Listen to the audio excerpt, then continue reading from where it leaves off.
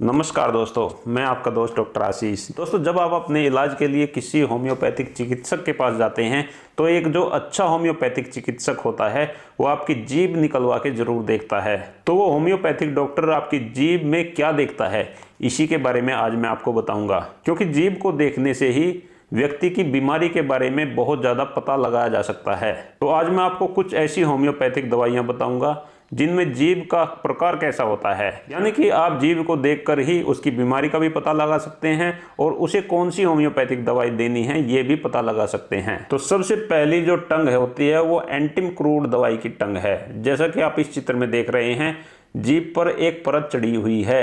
ये परत सफेद रंग की होती है, जैसी दूध के ऊपर मलाई होती है उस तरह की ये परत जीभ के ऊपर चढ़ी हुई होती है। ऐसा एंटिम क्रूड दवाई में होता है। यदि पेशेंट इसको साफ कर लेता है तो बार बार फिर से ये परत उसकी जीभ के ऊपर जम जाती है। तो ऐसे पेशेंट में यदि कब्ज की समस्या है, यदि उसमें नपुंसकता की समस्या है, यदि उसके गुप्तांग के आसपास फुंसियाँ बहुत ज़्यादा निकलती हैं जिससे चिपचिपा पानी आता है, तो इन समस्याओं में एंटिम क्रूड का प्रयोग किया जा सकता है यदि उसकी जीभ पर सफ़ेद मलाई जैसी परत चढ़ी हुई है। दूसरी दवाई है नेट्रम फोस। नेट्रम फोस के मरीज की जब आप जीभ निकलवा के देखेंगे तो इसकी जीभ पर पीले रंग की परत चढ़ी हुई मिलेगी। ऐसे पेशेंट को यदि खट्टी डकारें आती हैं, ऐसे पेशेंट का यदि डाइजेशन खराब रहता है, ऐसे पेशेंट को यदि एसिडिटी बहुत ज़्यादा बनती है, उसे लीवर से संबंधित समस्याएं रहती हैं, जॉन्डिस हो गया है और उसके साथ साथ उसकी जीभ पर पीले रंग की परत जमा है, तो उसे नेट्रम फोस का सेवन कराना चाहिए, जिससे उसकी ये सारी समस्याएं बिल्कुल ठीक हो जाएंगी। दोस्तों, तीसरी दवाई है बैप्टीशिया। अब बैप्टीशिया टाइफाइड की दवाई है, यानी अगर आपकी आंतों के अंदर इन्फेक्शन है बैक्टीरिया का तो आपको टाइफाइड बुखार होता है और बैप्टीशिया उसकी सबसे अच्छी दवाई है।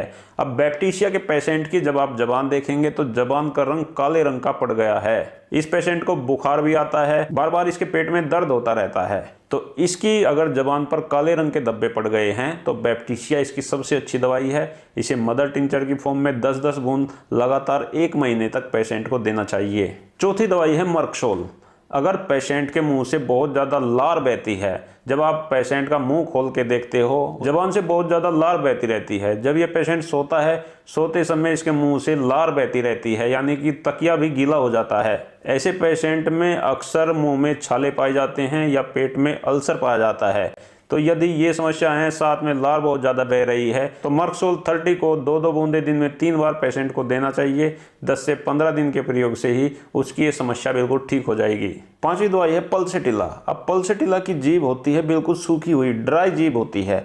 जब आप पेशेंट की जीभ निकलवा के देखेंगे तो ये बिल्कुल ड्राई मिलेगी, लेकिन पेशेंट को प्यास बिल्कुल नहीं लगेगी। अब ब्रायोनिया में पेशेंट को प्यास बहुत ज़्यादा लगती है, लेकिन उसका उल्टा पल्सेटिला में पेशेंट को प्यास बिल्कुल नहीं लगती है, लेकिन उसकी जीभ बिल्कुल ड्राई होती है। ऐसे पेशेंट में यदि एसिडिटी बन रही है, गैस की समस्या है या महिलाओं से संबंधित समस्याएं हैं तो पल्सेटिला देने से बहुत जल्दी रिलीफ मिलता है, बहुत जल्दी आराम हो जाता है।